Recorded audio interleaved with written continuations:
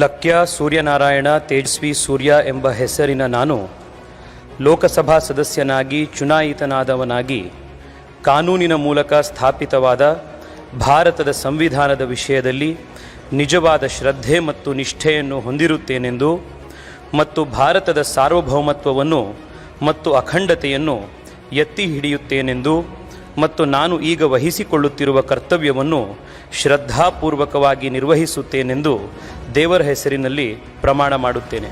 Bharat ಮಾತಾ ಕಿ ಜೈ.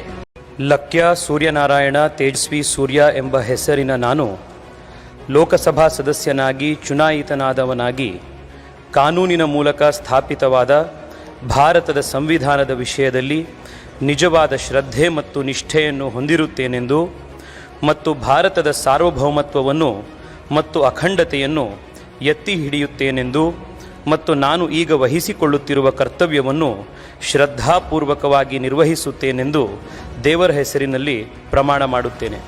Bharat ಮಾತಾ ಕಿ ಜೈ.